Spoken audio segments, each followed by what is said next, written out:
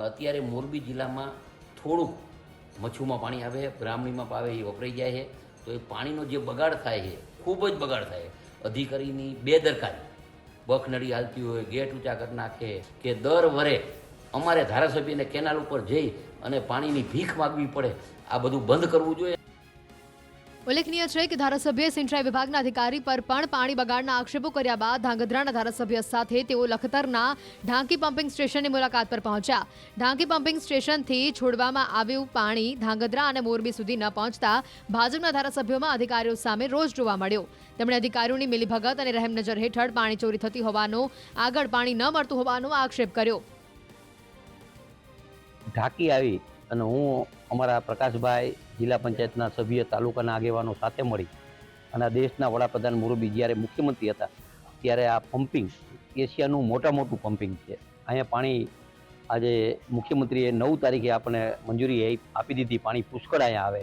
અહીંથી જે પાણીનું જે વિભાજન થાય એ જોઈ અને વિભાજનમાં ક્યાં બગડે છે એના માટે અમે અહીંયા આવ્યા અને પાછળ છીએ અમે છેલ્લા વિસ્તારમાં છેલ્લે, એટલે ઉજાગરો અમને હોય 100%.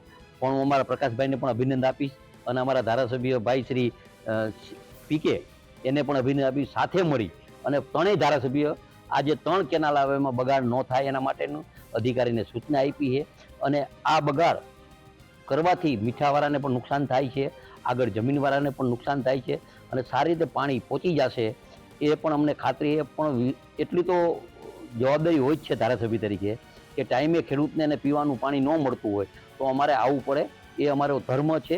અને આ રાજ્યના મુખ્યમંત્રી પોઝિટિવ રહી અને પાણીની મંજૂરી આપ્યા પછી સરકારે પાણી છૂટ આપી હોય પાણીની, અને પાણી વહીવટીના હિસાબે, અધિકારીના હિસાબે જો ન પહોંચતું હોય તો એના માટે ધ્યાન રાખવા પણ અમારી જવાબદારી છે. અમારે આવવું પડે. અત્યારે અમુક જે એવા ગામ છે એમાં માનો કે અમુક માણસોએ અંદર પાઇપ નાખી દીધા હોય, 8 પાઇપ નાખ્યા હોય, પછી એ પાઇપ નાખ્યા પછી પાણી એ ઘણીવાર એનો વેપાર કરતા હોય, દરિયામાં જતું હોય.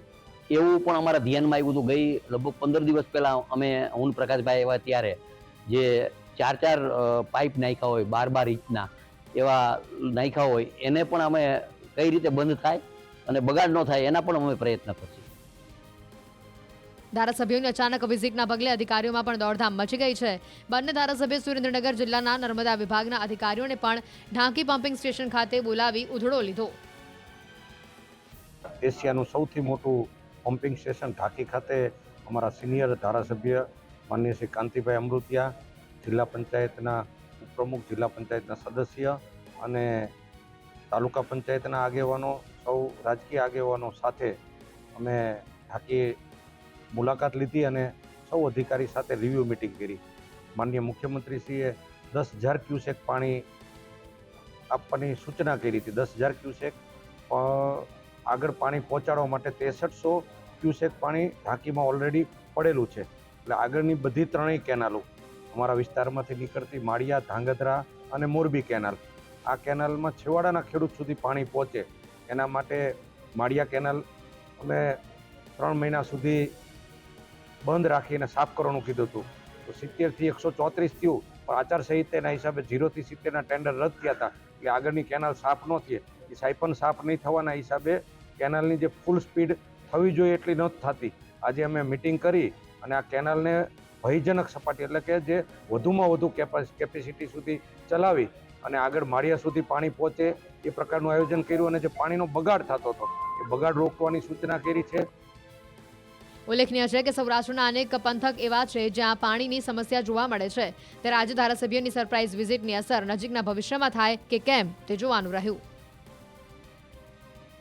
સુરેન્દ્રનગર જિલ્લામાં આવેલા લખતરના ઢાંકી પમ્પિંગ સ્ટેશનથી પાણી પમ્પિંગ કરી સૌરાષ્ટ્ર અને કચ્છ સુધી પાણી પહોંચાડવામાં આવી રહ્યું છે. પરંતુ ધાંગધ્રા અને મોરબી વિસ્તારના છેવાડાના ખેડૂતો સુધી પાણી ન પહોંચતું હોવાની ફરિયાદોને લઈને મોરબીના ધારાસભ્ય કાંતિભાઈ અમૃતિયા તેમજ ધાંગધ્રાના ધારાસભ્ય પ્રકાશભાઈ વરમોરાએ ઢાંકી પમ્પિંગ સ્ટેશનની મુલાકાત લઈ આ પમ્પિંગ સ્ટેશન ખાતે જવાબદાર અધિકારીઓ તેમજ કર્મચારીઓ સાથે એક તાબડતોબ બેઠકનું આયોજન કર્યું હતું. અને વચ્ચે જ્યાં જ્યાં પાણીનો બગાડ થાય છે તેમજ પાણીનું જે ગેરકાયદેસર પાણી લઈ અને પાણીનું વેચાણ કરવામાં આવતું હોવાનો પણ ખુદ ધારાસભ્ય દ્વારા આક્ષેપ કરવામાં આવ્યો છે. આ મામલે નર્મદા વિભાગ દ્વારા તાત્કાલિક કડક કાર્યવાહી કરવામાં આવે તેવી સૂચના આપવામાં આવી છે અને તાત્કાલિક 2 દિવસની અંદર હળવદ અને મોરબી તેમજ ધાંગધ્રા સમગ્ર વિસ્તારને પાણી પૂરતા પ્રમાણમાં મળી રહે તે પ્રકારનું આયોજન કરવાની સૂચના આપી છે, પરંતુ ધારાસભ્યની સૂચનાનો કેટલો અમલ થાય છે તે જોવું રહ્યું. તેમજ ખુદ ધારાસભ્ય દ્વારા જ્યારે પાણી વેચાતું હોવાનો આક્ષેપ કરવામાં આવી રહ્યો છે ત્યારે નર્મદા વિભાગના અધિકારીઓની કામગીરી સામે પણ અનેક સવાલો ઊભા થયા છે.